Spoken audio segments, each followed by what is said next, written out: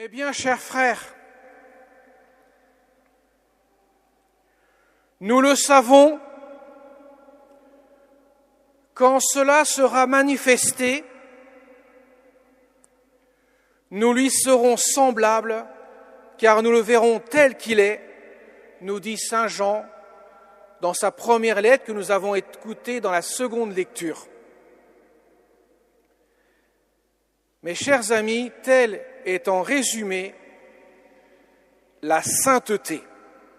Nous lui serons semblables, car nous le verrons tel qu'il est. Autrement dit, la sainteté n'est pas un exploit ascétique. La sainteté ne consiste pas à faire des choses pour Dieu. Cela ne suffit pas. La sainteté, ce n'est pas le couronnement de nos mérites, des mérites humains, aussi grands soient-ils, cela ne suffit pas. La sainteté ne se jauge pas à la souffrance que nous aurions pu subir sur terre, cela ne suffit pas. Autrement dit, la sainteté ne consiste pas à faire, mais elle consiste plutôt à être.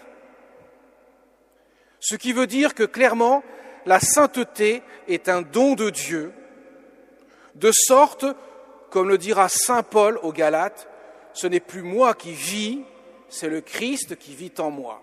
Autrement dit, la sainteté, c'est vivre de Dieu et pas autre chose.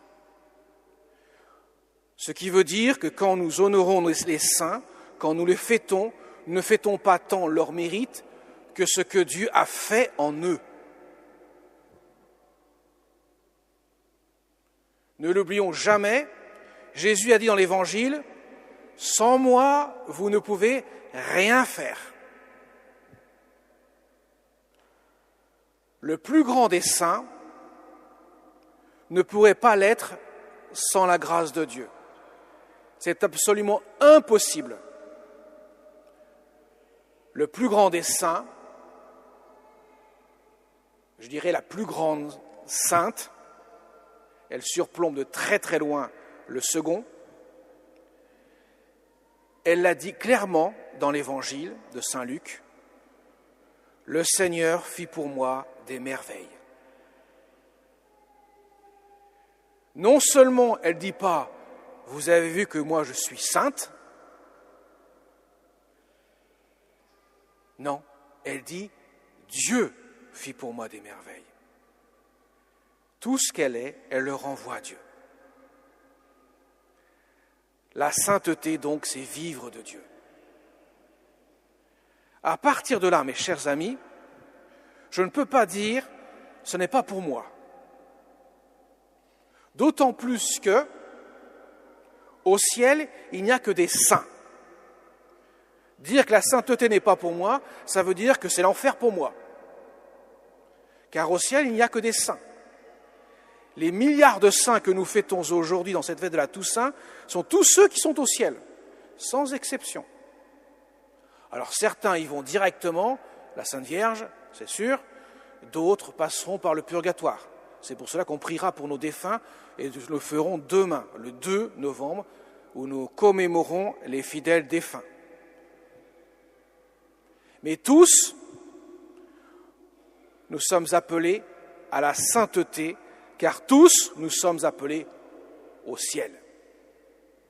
Et le ciel, qui est la perfection même, qui est le bonheur absolu, n'est autre que Dieu. Autrement dit, le ciel, c'est vivre de Dieu. On en revient toujours au centre qui est Dieu.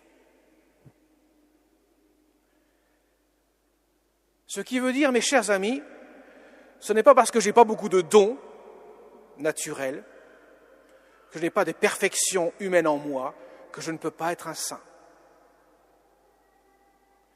N'importe quel bonhomme sur terre, aussi peu doué soit-il, peut devenir un grand saint, puisque c'est Dieu qui fait tout en nous. Alors vous comprenez qu'il y a un hiatus pour devenir un saint. Il y a quand même une responsabilité de notre part, car ce n'est pas automatique. Ça dépend aussi de nous. Ça dépend de l'ouverture de notre cœur.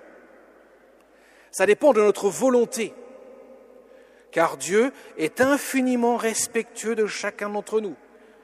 Il ne forcera personne à l'accueillir. Et il ne pourra pas vivre dans un cœur dont la porte serait fermée. C'est absolument impossible. Dieu ne violente pas notre cœur, il frappe à la porte de notre cœur et il entre que dans la mesure où nous lui ouvrons notre cœur.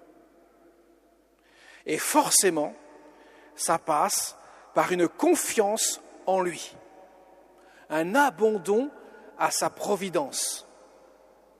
Ça veut dire que je ne peux pas dire à Dieu, il faut que je vérifie si j'ai raison de te faire confiance, sinon Dieu ne pourra rien faire. Je ne suis pas l'égal de Dieu. Dieu est au-dessus de moi, évidemment, il m'a créé et il m'aime plus que moi je peux m'aimer. Comment pourrais-je ne pas lui faire confiance ? J'ai beaucoup plus de raisons de lui faire confiance que de me faire confiance à moi, car moi je peux me tromper, mais pas Dieu. Et comme il m'aime plus que moi-même je peux m'aimer, j'ai tout intérêt à lui faire confiance, car je serai bien plus heureux en lui ouvrant la porte de mon cœur que de lui fermer la porte de mon cœur. Tout le mérite des saints, et à commencer par la Vierge Marie, se résume à l'accueil de la grâce de Dieu par un acte de volonté. La Vierge Marie, encore une fois de plus, l'a dit dans l'Évangile de Saint Luc. Elle a dit à l'ange Gabriel, qui résume parfaitement toute sa vie, que tout se fasse pour moi selon ta volonté. Dans le Notre Père que nous réciterons tout à l'heure, nous dirons que ta volonté soit faite sur terre comme au ciel. En aucun cas nous dirons que ma volonté soit faite, mais que ta volonté, Dieu, soit faite sur terre comme au ciel. Tout le mérite de l'homme consiste donc à ouvrir son cœur et à chercher à faire la volonté de Dieu. Alors, on peut se dire, mais c'est quoi la volonté de Dieu ?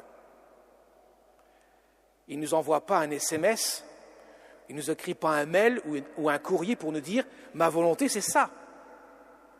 Eh bien, il suffit d'écouter ce que dit Jésus dans l'Évangile. « Je vous laisse un commandement nouveau ». Il n'y en a pas 36, il n'y en a qu'un. « Aimez-vous les uns les autres comme moi, je vous ai aimés ». Et comment Jésus nous a-t-il aimés ? En donnant sa vie sur la croix. En donnant sa vie. C'est ce qu'ont fait les saints. Ils ont donné leur vie, quelle que soit leur vie. Il y a toutes sortes de saints. Et tous les ans, le pape canonise des saints. Ça veut dire qu'il reconnaît que telle ou telle personne a vécu héroïquement la foi, l'espérance et la charité, et qu'il est digne d'être honoré sur un autel par la prière. Et qu'ainsi, il peut aussi nous aider par sa prière à nous-mêmes à grandir dans la sainteté. Alors mes chers amis, Jésus nous a donné les béatitudes que nous avons entendues, qui manifestent clairement que tout ce que le Christ a fait et que nous vivons dans notre cœur, avec la grâce de Dieu, sont la source de la sainteté.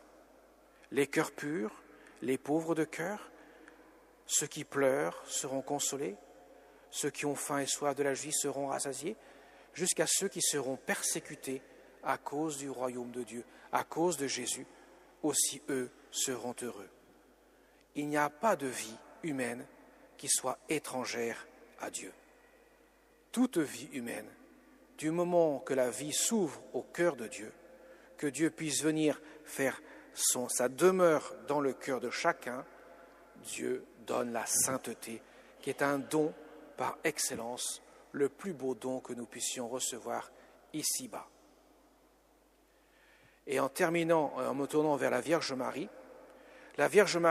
en plus, non seulement elle est la plus grande sainte de tous les temps, mais en plus, Dieu nous l'a donnée comme mère, pour nous aider, pour nous conduire, pour nous guider.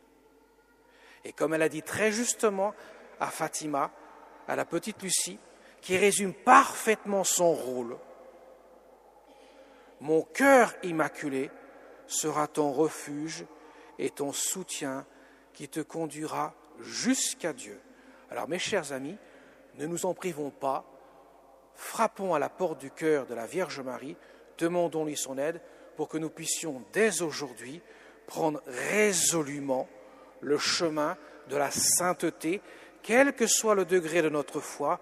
Dieu nous aime tous, il nous prend là où nous sommes pour nous conduire jusqu'à lui. Amen.